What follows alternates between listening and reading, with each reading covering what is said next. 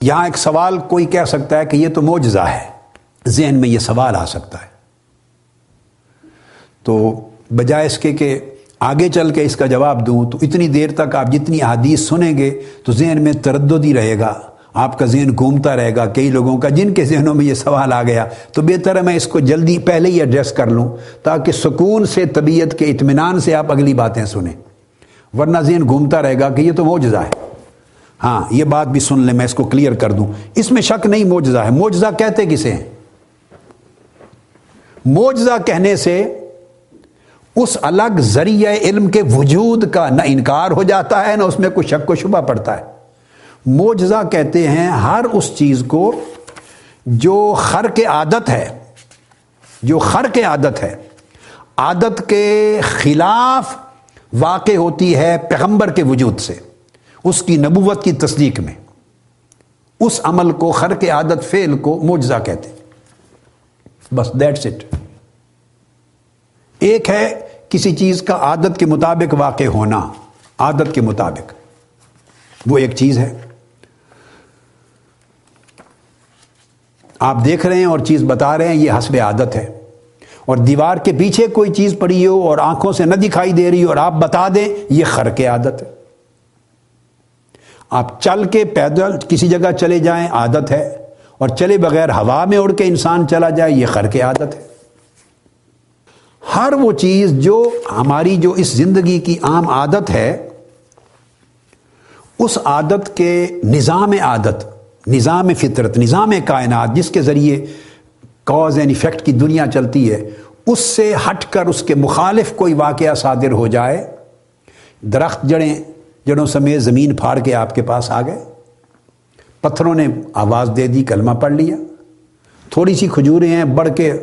ہزاروں میں چلی گئی، ایک پیالہ ہے تھوڑے سے دودھ کا 72 آدمی پی گئے، دو بندوں کا کھانا ہے تو اس کو 1500 آدمیوں کو کھلا دیا۔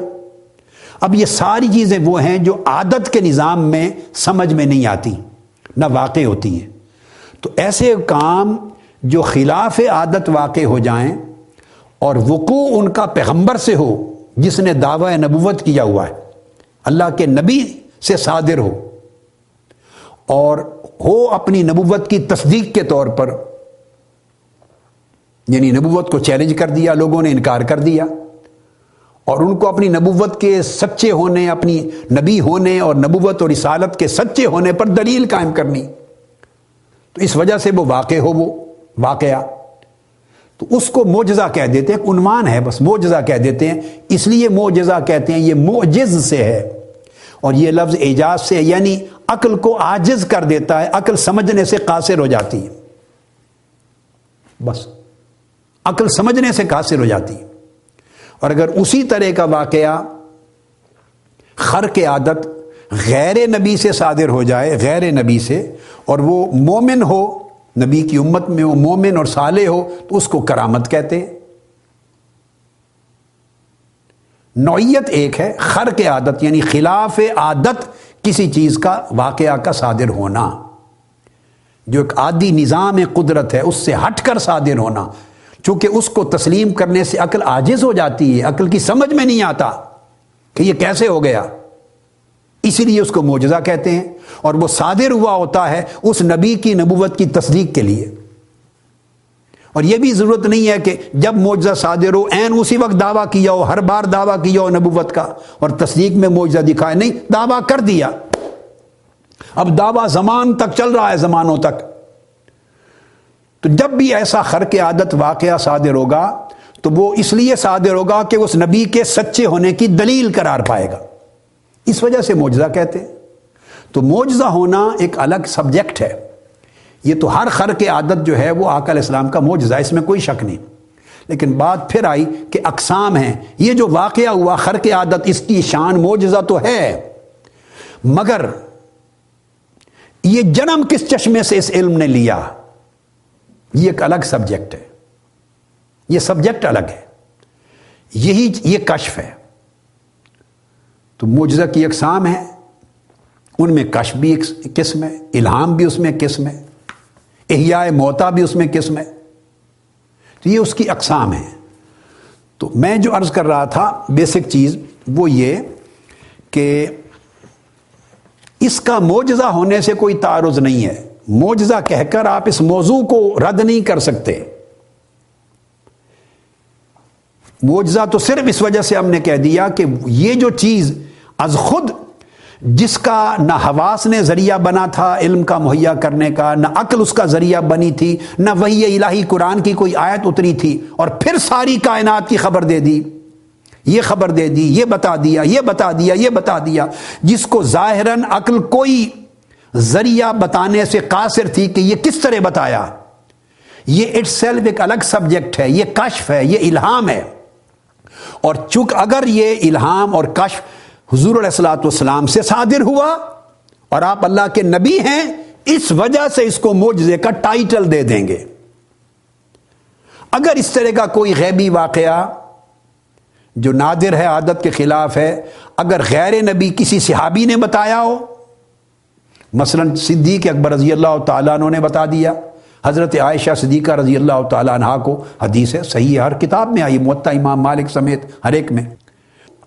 کچھ کھجوروں کے درخت وراثت کی بات فرما رہے تھے تو فرمایا عائشہ کو کہ ذکر کیا کہ آپ کی 2 بہنیں ہیں، اچھے طریقے سے نصیحت فرما رہے تھے کہ وراثت کی تقسیم ہو۔ تو حضرت عائشہ صدیقہ رضی اللہ تعالیٰ عنہ حیران ہوئی۔ آپ نے پوچھا ابا جان میری تو صرف ایک بہن ہے اسما، اور آپ اپنے بستر مرگ پر ہیں، وفات کے قریب ہیں، وصیت فرما رہے ہیں، وصیت، اس کے بعد آپ کا وصال ہو گیا، تو وقت وصال کا قریب ہے، بستر پر ہیں اور فرماتے ہیں آپ کی 2 بہنیں۔ عرض کیا میرے والد گرامی سیدنا صدیق اکبر رضی اللہ تعالیٰ عنہ امیر المومنین، میری تو ایک ہی بہن ہے اسما، ایک میں ہوں یعنی عائشہ اور ایک بہن اسما۔ تو آپ نے فرمایا 2 بہنیں، تو فرمایا تمہاری ایک اور والدہ سے جو پیٹ میں ہے وہ بیٹی ہے، وہ آ رہی ہے۔ سب نے اسے، اب یہ جو پیٹ کے اندر کیا ہے، سیدنا صدیق اکبر رضی اللہ تعالیٰ عنہ نے قبل از وقت، پھر آپ وصال فرما گئے اور بچی کا تولد آپ کی وفات کے بعد ہوا۔ تو اس وقت تو الٹرا ساؤنڈ نہیں ہوتا تھا نا، نہ بلڈ ٹیسٹ ہوتے تھے، نہ الٹرا ساؤنڈ تھا، وہ تو مرض الوصال میں فرما رہی ہے کشف تھا۔ تو اب یہ تو معجزہ نہیں ہے، میں اس سوال کا جواب دے رہا ہوں۔ یہ بات بعد میں الگ بتاؤں گا کہ ہر نبی کی امت میں ہر ولی کی کرامت بھی اسی نبی کے معجزے کا تسلسل ہوتا ہے، یہ الگ بات ہے۔ مگر اگر آپ آقا علیہ السلام سے صادر ہو تو آپ کہہ دیں یہ معجزہ ہے، کوئی شک نہیں۔ تو سیدنا صدیق اکبر کا کیا ہے، آپ کی بیوی کے ایک زوجہ کے ایک پیٹ میں، تو اس کو بیٹی بتا دیا۔ سیدنا فاروق اعظم خطبہ دے رہے ہیں منبر پر کھڑے، اور نہامند، ملک کے نہامند کی طرف آپ نے لشکر بھیجا ہوا ہے، ساری حضرت ساریہ اس کے لشکر کے کمانڈر ہیں، اور خطبہ کے دوران آپ فرماتے ہیں یا ساریہ تو الجبل الجبل، اے ساریہ پہاڑ کی اوٹ لے، پہاڑ کی اوٹ لے۔ صحابہ حیران ہو جاتے ہیں، حیران ہو جاتے ہیں کہ یہ خطبہ جمعہ کا دیتے ہوئے منبر پہ کھڑے ہو کے ساریہ کو پکار رہے ہیں۔ وہاں کفار کا، مخالفین کا، دشمن افواج کا لشکر پہاڑ کے پیچھے سے حملہ آور ہونے والا تھا، 1000 میل دور۔ فاروق اعظم رضی اللہ تعالیٰ عنہ مسجد نبوی کے منبر پر خطبہ جمعہ دیتے ہوئے اس لشکر کو دیکھتے ہیں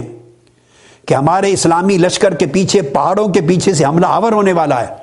اس کو آواز دیتے ہیں۔ لشکر کو دیکھا بھی اور آواز بھی حضرت ساریہ کو پہنچائی، اور صحابہ نے وہاں بھی آواز سنی اور انہوں نے اپنی حفاظت کر لی۔ تو یہ کیا ہے؟ آپ کہہ دیں گے اس کو کرامت ہے۔ بس اگر نبی کے ہاتھ سے صادر ہو تو اس کا ٹائٹل معجزہ بن جاتا ہے، اگر ولی کے ہاتھ سے صادر ہو تو اس کا ٹائٹل یا عنوان کرامت ہو جاتی ہے۔ تو نفس معجزہ، نفس کرامت، اس عنوان سے بحث نہیں ہے، عنوان سے بحث نہیں ہے، اس پروسیس سے بحث ہے، اس ذریعے سے بحث ہے، اس چینل سے، اس سورس سے، اس مینز سے جس کے ذریعے علم پھوٹ رہا ہے، جس ذریعے سے پردے اٹھ رہے ہیں، جس کے ذریعے سے ایک علم میسر آ رہا ہے، اس کے اس بات پر گفتگو ہو رہی ہے۔